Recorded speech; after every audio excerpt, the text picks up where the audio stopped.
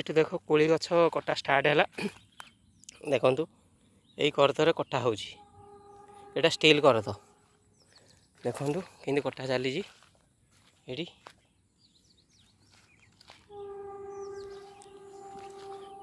ଏଠି ସକାଳୁ ଆସି ଏତିକି କଟା ହେଲାଣି, ଆହୁରି କଟା ହେବ। କଟା ଚାଲିଛି, ଗୋଟେ ଗୋଟେ କଟା ହେଉଛି। ଏଇଟା ଦେଖନ୍ତୁ ଏଇଠି 800 ଗଛ ଟୋଟାଲ୍। ଏଇଟା 800 ଗଛ ଯାକ ଯାହାହେଲେ ଲାଗିବ। ଲେବର ଲଗା ହେବ କାଲିକି। ଆଜି ଟ୍ରାଏଲ୍ କରାହେଉଥିଲା, ତେଣୁ ଟ୍ରାଏଲ୍ରେ କଟା ଷ୍ଟାର୍ଟ ହୋଇଗଲା। ଏପ୍ରିଲ 15 ହୋଇଗଲାଣି। ତେଣୁ ଏଇଟା ଥାଇଲାଣ୍ଡ କୋଳି, କଟିଂ ହେବା ନିହାତି ଦରକାର। ଏଇଟା ଦେଖନ୍ତୁ କେମିତି କଟା ହେଉଛି। ଏଇଟା ଦେଖନ୍ତୁ ଏଇଠି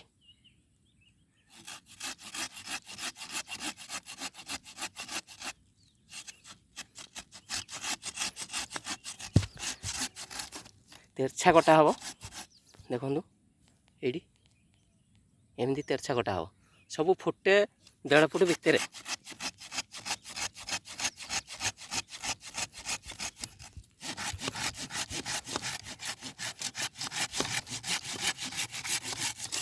ଦେଖନ୍ତୁ କେମିତି କଟିଲା। ୟା ପରେ ଫଙ୍ଗି ସାଇଡ଼୍ ନହେଲେ ନାହିଁ ବ୍ଲୁ କପର୍ ଦେଇକିରି ତାକୁ ଇଏ କରାହେବ। ଏଇଟା ଦେଖନ୍ତୁ ବି କଟା ହେବ। ଏଇଠି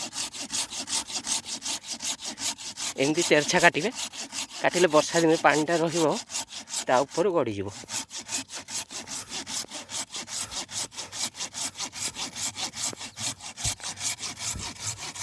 ବାସ୍ ଦେଖନ୍ତୁ ଏଠି ବ୍ଲୁ କପର୍ ଦିଆହେବ। ଏଇଟା ବ୍ଲୁ କପର୍ ଦେଲେ ଆପଣ ଫଙ୍ଗସଟା ଆଉ ହେବନି ବର୍ଷା ଦିନେ।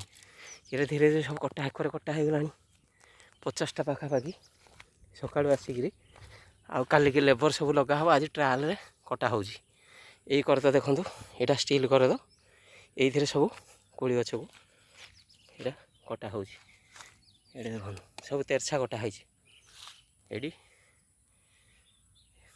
ଆଉ କାଟିଲା ମାନେ ପୁଣି ପିଲ ବାହାରି ବଡ଼ ହେବ ଗଛ।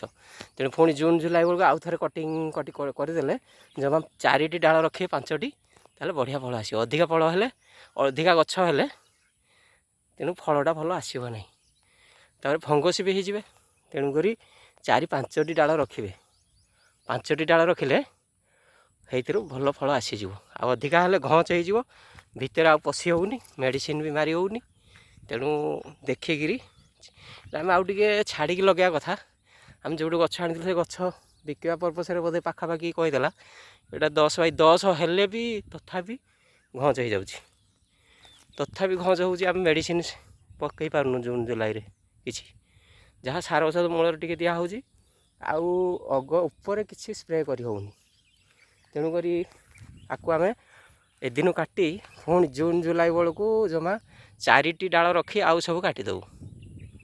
ଏଇଟା ଦେଖନ୍ତୁ ଏସବୁ ବର୍ଷା ହେଇଯାଇଛି। ଅବିକା କାଟି ଦେଇକିରି ମୂଳକୁ ସବୁ ମାଟି ଉଠେଇ ତାକୁ ଟିକେ ଖତ ଫତ ଦିଆହେବ। ଦିଆହେଲେ ସେ ଜୁଲାଇ ବେଳକୁ ଠିକ୍ ରେଡ଼ି ହେଇଯିବ।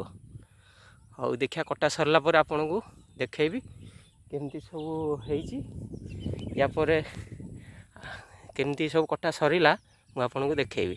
ଏଇଟିକେ ଦେଖନ୍ତୁ କଟା ସରିଛି।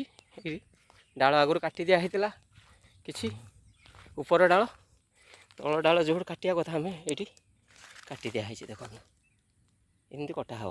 ତାପରେ ମୂଳକୁ ଟିକେ ମାଟି ଉଠା ହେବ। ଏଇତକ ଦେଖନ୍ତୁ ସବୁ କଟା ସରିଲାଣି। ଏଇ ଡାଳ ଦେଖନ୍ତୁ ଏଇଠି,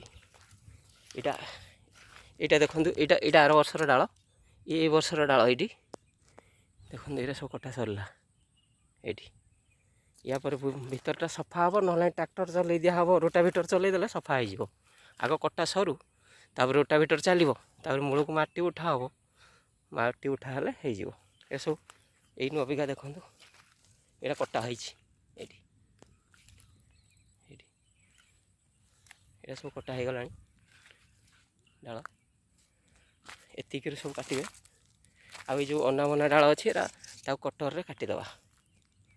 ଦେଖନ୍ତୁ ଏଇଠି ଶେକର ମୁଣ୍ଡକୁ ଗଲେ ଦେଖନ୍ତୁ ଏଇଟା 800-900 ଫୁଟ ଭଳିଆ ଅଛି ଲମ୍ବା।